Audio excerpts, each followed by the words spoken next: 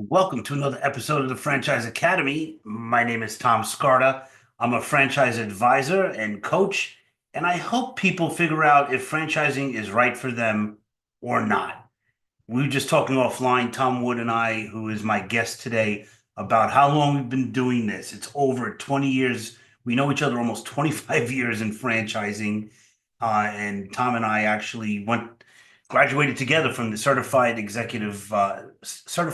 franchise executive program with the International Franchise Association. So I'm excited to have Tom. And the reason I'm bringing Tom Wood on is because for many reasons, but one is my parent company, Franchoice. We just had a conference in January of 2025. Floor Coverings International, Tom is the president, was the number one most placed franchise in our entire inventory of about 400 vetted franchise outfits. But what's interesting is the company started, I believe, and Tom will correct me, 1988. I believe it when it started. So a legacy Correct. brand. I want to bring Tom in. Tom Wood, welcome to the Franchise Academy. Thank you, Tom. It is awesome to be here, and it's great to work with you again. Yeah, I mean, like, oh my God, we were talking offline. How many years? I mean, my son, who was like 5 years old, is now a franchise consultant with his own business. He's excited about floor coverings. So what I share about with people is, flooring is unsexy, Mhm. and there's a lot of competitors. And the thing is, I've never been in a building that didn't have a floor. And so there's a lot of competitors because there's a market for it, as opposed to, hovercraft or something that, never been done before. So here's a business that has a reputation. It has a exclusively high net promoter score, which we'll talk about in a minute, but it allows somebody to jump in and have a multi-million dollar business with a nominal investment and be in the market in their community, helping people with their home rebuilding, remodeling, or whatever it might be. So let's start with, how did you get into this whole thing? How did this happen? Well, Tom, you and I were just chatting. We've known each other for nearly 25 years, so I'm going to really date myself. I have been in home improvement franchising now. It'll be 40 years in May, believe it or not. I got started as a franchisee back in 1985 with a small painting company that was called College Pro Painters back then. 1992, I was really fortunate to have an opportunity to be one of the founders of Pro Painters, now the world's largest residential painting contractor. And a few years later, I was able to migrate over. I worked with our parent companies in mergers and acquisitions. We acquired California Closets and Paul Davis Restoration. And along the way, we acquired this really small eclectic painting or flooring company, excuse me, Floor Coverings International. I had a chance to work with it when we first acquired it and said, you know what, that's the brand that I really want to have an opportunity to lead. And I just finished my 20th year here. Wow, 20 years just with FCI. That's right. I did not realize that. Oh my goodness. That's fantastic. And the cool thing is that you guys gone through many iterations in this business. I've been to the corporate headquarters in Atlanta with where you live. And the thing that I love most about the company is the support. I what I say to people is like, take a look at this brand. And when you come back to me next week after you talk to the brand, you can't deny that it's a great franchise model. It may not be the best model for you, but in regard to the support, I mean, you guys hook up somebody, and I should let you talk about this, about the mentoring program and how you coach the franchise owners. Like, I think it's a weekly basis. You have is that right? We sure do. Absolutely. And Tom, if I could just pick up from that, the philosophy that we have as a responsible franchisor is Hmm. understanding that there's largely three individual and unique phases that a franchisee goes through in their development of their business. There's what we call startup. That's when somebody is brand new, they don't know the business model. Most of our franchise owners have never owned their own business, and they certainly don't know flooring. And a new franchisee needs a very specific type of support to get them through that startup. Then they enter into what we call the emerging phase. And the emerging phase could be 2 years, it could last 5 years. This is when a franchise owner knows how to run the daily business. And in our case, they know how to generate a lead, they know how to land a job, they know how to direct the installers to get it installed. But what they're really learning is how to be an uber profitable business that is built to scale, and they really harness what their abilities are. That takes another unique type of support. Then there's that third area where we call a franchise owner gets into mature operations. Now, this is when your franchisee is thinking about building wealth, building teams, scaling their business so that they move there, so that the franchise owner moves more into a leading the business and less in doing it. And as you could pick up from what I was just saying, this is now a whole different level of support that a franchise owner needs. And as a franchisor, that I will tell you, we strive to be a really good, responsible franchisor that can meet franchisees at all of those levels. Each one of those takes a different type of leadership. It takes a different type of engagement with those franchisees. I work most with franchisees when they're in that third phase, what we call that mature franchise owner that is thinking about, wealth creation and whenever their exit strategy would be. And I'll tell you personally, as a leader, that's my favorite phase because I get to work with business owners. They get it, they know how to run a business, but what they're really thinking about is their people and their communities. And then, of course, when you're thinking about your people in your communities, you are really building a sustainable business. It's a lot of fun. I love franchising. Yeah, me too. I mean, it's changed my life dramatically. We won't get into all that, but as a testimony to what you're saying, so I forget the exact date, but you have a great staff back at the home office. So before this podcast, I rang up Amy and I said, I placed quite a few people in FCI Yeah. over the past 20 years, but I did my first placement was a gentleman in central New Jersey in Mm. Freehold. I don't want to use any names because I don't know what. But I said, how's this? His name is Mike. I won't use the last name. How's Mike doing? And she goes, oh my God, he's great. He just got bought out for a lot of money. Yep. 15 years. And he's getting paid more now from the acquisition, being a full-time employee in the business, than he was earning as a great franchisee. It's a win-win. Right. So I mean, the people don't understand, like, at least I didn't understand when I first got into franchising. It's not just like, all right, you do your business and then like you go, and whatever, go off into the sunset. But there's so much more you can do. You can even start a franchise. Like you kind of did this. You got involved in franchising, then you became the president of a franchise company. I mean, this happens. Like I could It drop all does. sorts of, presidents' names for different franchise companies that I know started as a franchisee Yeah. and now they're in executive leadership in their company. There's the International Franchise Association, which I mentioned that we work together on our little certifications there.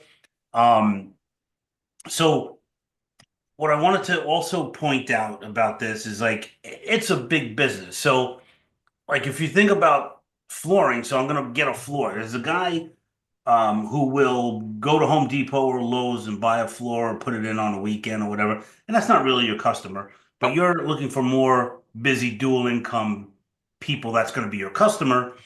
And then the person comes and it's a mobile showroom. They come to the house because they're busy and they're not going to put it in themselves. And what we've and I heard you speak about this on a webinar last year or 2 years ago. People are moving from do it yourself to do it for me. Yeah, Is that exactly. right? Exactly. And what I would say about the flooring industry compared to some of the other areas of home improvement is it's one of those areas of home improvement that it's not really realistic that the homeowner is going to do it themselves. Essentially, meaning a homeowner can do it themselves, but it's not really realistic when you're getting into, upper middle class and above. And at the same time, it's the only one of those home improvements that you can't really do it yourself, that you actually want somebody to come in to not take care of just a maintenance item of my carpet is worn out or the hardwood is worn out. But what you're also doing is bringing in that beautification aspect of your home. We call the floor is the foundation of everything that you do in your home. So we hit two important categories in the flooring industry, which is what I love about flooring. It's maintenance, which means it is never going to go away. And I can virtually guarantee that anybody listening to us right now looks behind or underneath their feet and there's a floor there. And when they get up and walk out of that room that they're in when you're listening, there's a floor there. And when we look at these floors, it is going to be replaced sooner or later. It'll be replaced because it's worn out, or it'll be replaced because your taste changed, or you got new furniture or things like that. And it is an ever-growing industry, but it actually takes, a degree of competence, and you want somebody in your home that you can trust. So it gives us a really unique opportunity to gain market share. Right. There's no question about it. I mean, it's like when I hear Mark Titcomb, who's like one of the development or quote unquote sales guys for, he's like, what we do is we go into the customer's home and like we get the job, which, they got the stats, out of every 10 calls, you get 7 jobs. Yep, And he like spouts all that off. But he says, before we leave, we said to the homeowner, what's one thing that's going to get us a bad review? And people were like, well, for me, leave the side gate open and let the dog out. You'll that's never be right. allowed back in my house. My wife will kill you. So things like that. It's like that kind of level of service that really makes a big difference. Not to mention now you guys are getting into commercial, which is Exactly. really big. Yep, it sure is. The flooring industry is $100 billion a year, and it is incredibly fragmented. And one of the pieces that I continually remind our network on and remind our team and remind myself of is in that $100 billion category, the average net promoter score of the industry, flooring industry, is 38. So what that means is when a customer needs to get their floors done, they intuitively know that our industry has a horrible reputation. So the customer is filled with dread, loathing, and they are not looking forward to entering into this project that should be a wonderful experience. So you mentioned that we have a very high NPS score. We do. We have an 86 is our trailing 12-month average across all of our franchise owners. And that is on the back of that experience that we leave the customer with is just so connected to not just a great floor, but the expectations of what a homeowner needs to really have enjoyed the experience as well. And that is so crucial and important. It so is. But Tom, just to step back 1 second. So net promoter score, just so listeners understand, and correct me if I'm wrong, for the way I understand it, it's essentially asking the customer one question: would you refer us? Is that That's right? right. Yep. Would you refer us to a friend or family member? So what other companies do you know of that have that kind of north of a 80, 85% net promoter score? Yes, having an 86 puts us in the top 25% of the top 1%. That is how rarefied the air is. And I wish I could sit here, Tom, and with an ego say, as the CEO, I'm leading that and I'm crafting it. And I will tell you it's not. It's that our franchisees love their communities and connect with the homeowners. Yes, we have a great operating system that puts them in a position to be able to deliver it, but our franchisees deliver that. And you were asking, who are some other comparables? Costco, Ritz-Carlton, it's brands like that. So, like that's you're in the company of those kind of companies, That's right. which In the flooring industry, go figure. Yeah, right, right. So you bring that level of enthusiasm to the franchise owners. I mean, it's from the top down. I appreciate you being humble about it, but it's from the top down. When I place people in the when I place people in the investigation process with Floor Coverings International, they always come back with very enthusiastic responses. They may not even buy the franchise. At the end of the mhm, day, may not be the right fit. They may that's not be right. the guy. Mark Titcomb, I work with closely. He'll kick people out of the process if Yep, he feels like they're not, and it's for their own good. Because if they're gonna go in, yeah, we could take their money, but then, now you got a headache on your hands. It's like getting married to somebody who just is not a good that's right. fit, and now you're in court and forget it. And so you don't want to do that. Um, so people always come back to me and they're impressed with all of that, all the support. It's the training, the coaching, um, and what they get, like the bang for the buck, if you want to say it like Yep. that, is is so good. So, what kind of person do you think is a good person from your perspective for FCI? Well, let me dispel a myth first that in order to be successful either at Floor Coverings International or with any brand in the home improvement industry as a general statement, that you need to have experience in the trades. And that is not the case. Our most successful franchisees, I would say the first attribute that they have is they are goal oriented and driven.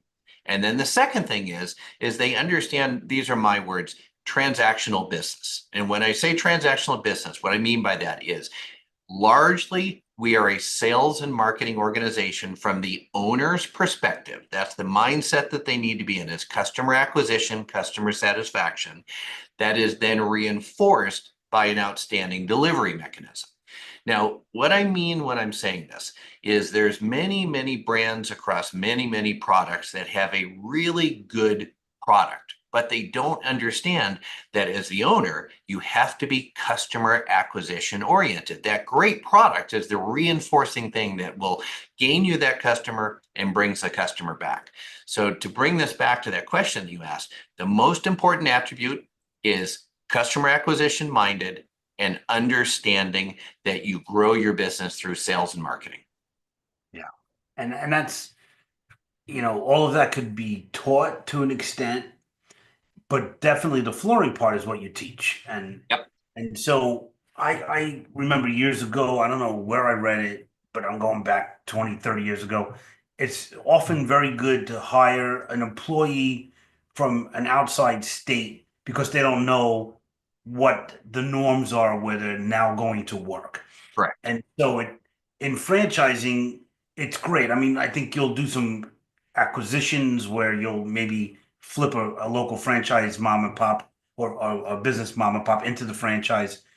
But for the most part, it's great if you don't have any experience in that and learn it from the franchise company. I mean, even McDonald's, just because you own a McDonald's does not mean that you were in the hamburger industry I before. have a brother-in-law that is a plumber, and he is an excellent plumber, has a really good business. He does about $1 million a year and is very profitable. And we were chatting on Saturday. We're always talking business, and I'm of course leaning into him about customer acquisition, and he's pointing out all my plumbing issues at the house. But in the conversation, he said, "Tom, I got called by such and such brand. They're a franchisor, and they called me to find out if I'd be open-minded to converting my business to a franchise. And what do you think?" And I said, "David, you would be an awful franchisee. You are great at what you do, but you hate getting direction about growing your business and your profit and loss statement and things like that. So no, you are exactly the guy that needs to continue to do exactly what you're doing. Own your own business and be that entrepreneur." It comes back to what you said, Tom. In the franchising world, in my experience, 40 years now, the best franchisees across almost any platform didn't come to the table with an experience that related directly to that actual trade or business that they're providing. They came with another skill set that married with that business allowed it to really thrive. Yeah. Yeah, and a lot of it has to do with the why, the oomph of making That's it right. happen. When I took a personality profile test 30 years ago, they said the last thing you should do is be a business owner or go into sales. Ah, And then I bought a franchise, and in the second year, I was franchisee of the year among, sure. right? It's because I had the drive. I Yep. wanted to make it happen. I want to prove the naysayers wrong. So all of that, and that's what you need. And for someone who, has a lot of money, and you're like, oh, I just want to do something. I'm retiring. I want to dabble in something. This is not it. Floor coverings is not it because what I understand from Mark is you're looking for serious people that Yep. want to build a serious business. That's right. Yep. That's right. I would say the real attributes or the benefits, I would say, from when you're looking at a brand like ours at Floor Coverings International. We are a brand that, as you pointed out, we have been in business for 30 years. We will be in business 30 more years, essentially right now. And there's several reasons that play into that. We're in an industry that grows every single year. It's a crowded industry and it's fragmented, but that's largely because the vast majority of the competitors are small, they're mom and pop, and they're not reliably connected to what a customer is looking for satisfaction. And in terms of finding that best brand to hook your wagon to, I generally advise people to find a brand that has demonstrated that they are able to innovate with changes in their marketplace, changes when they're in industry, and they have demonstrated over and over again that that franchisor will provide that leadership to you when you need it and you want it. In our industry, flooring in and of itself, we follow the trends. We're not creating a trend. But where we're really good is we have demonstrated that we can grow businesses when the economy is great. We have demonstrated that we can grow and thrive during cases like during COVID and during the recession in 2009 and 2010. I've been here 20 years. We have grown every single year. Sometimes it's easy. Sometimes it has been really, really hard, but it's on the back of, as an organization and a brand, you have a standard that you set. You drive to that standard all the time. You're willing to innovate, and franchisor, franchisee work together. Yeah. I remember you talking a couple of years back during COVID about how this kind of industry, home services, is going to do well. Um, and so, do you remember that? Can you I sure elaborate? do. Yeah, I sure do. Well, certainly what we've seen is the value of homes has continued to increase. We have more and more dual income families that are owning homes. The more dual income families that you have, what that means is that both spouses are away at work, during the day. There's not now what we would think, I'm aging you and I, but back when our parents were in their homes, one person could be deemed, you take care of the home. That doesn't just mean raise the kids and do the grocery shopping. That means overseeing the bills, the home maintenance, everything that had to do with creating that home for the family.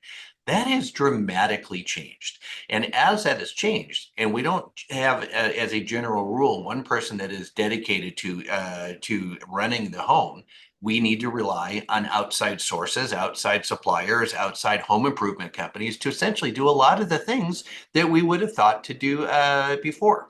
That has created tremendous opportunities for the home improvement industry to can not only continue to grow, but to recraft and redesign who we are, how we reach our customer, and what that real value proposition is. Yeah, that's well said. I love that. So, Floor Coverage International has a parent company. So First Service Brands, what's the connection? Tell us a little bit about that. So we're owned by a parent company, as you mentioned, First Service Brands. We are largely four world-class platforms, all in the home improvement industry. We've got ourselves, Floor Coverings International, highest rated in the flooring industry. CertaPro Painters, largest residential painting contractor in the world. California Closets. Everybody knows California Closets. They're the brand leader, and they were the initial innovator in the closet organizational system. And then we have Paul Davis Restoration.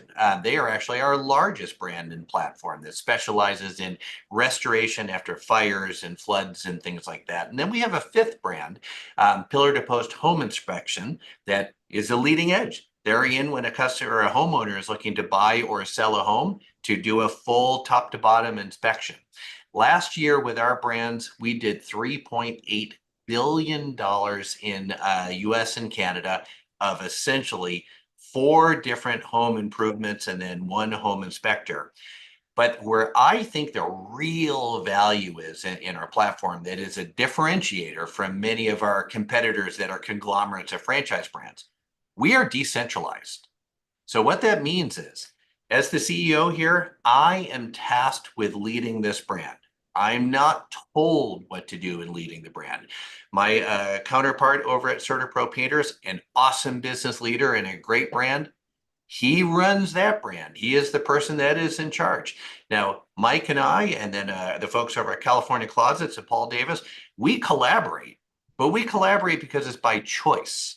Because I'll learn of something that one of our sister companies is doing really well, and I want to call and learn it. I want to, so that we can go faster. They do the same with us.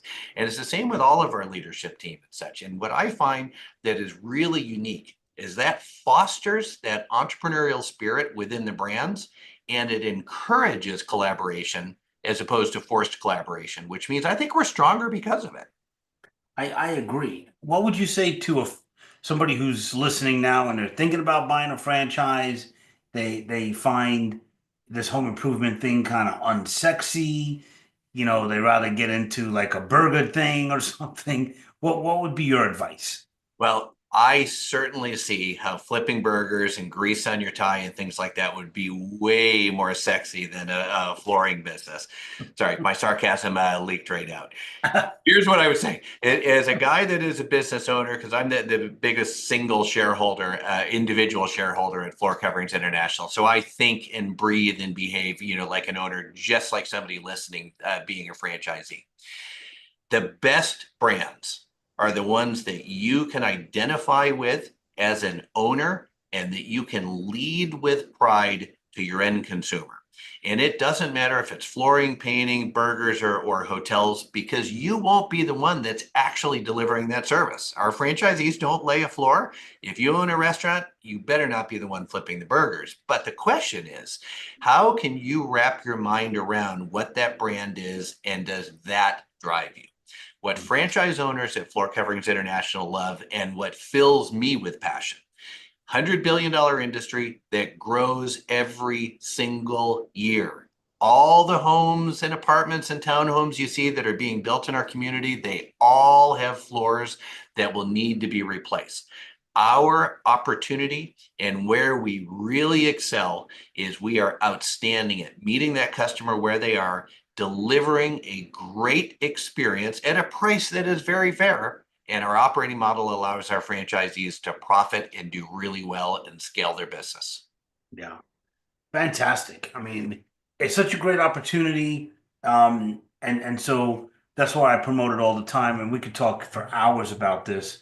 I want to ask you what might be one myth that you could bust, either about your franchise or about franchising in general. So there's two things that I think of when there's a myth. When anytime I'm just having a conversation with a random person about franchising or what we do. The first one would be that in the home improvement industry or flooring, that you really need to have some experience in order to excel. That could not be further from the truth. You are never going to be the person that is delivering the flooring in our business or in many of our peers' businesses that are home service related. We need business skills, leading people, managing P&Ls and customer acquisition. The second myth is that if I'm going to get in home improvement, my business is going to be small. And again, that could not be further from the truth. We have franchise owners north of $10 million, essentially that make a great profit margin down on the bottom line. The opportunities to scale your business in home improvement, and certainly here at Floor Coverings International, are unlimited. That's why home builders are multi-billion-dollar companies. It's no different.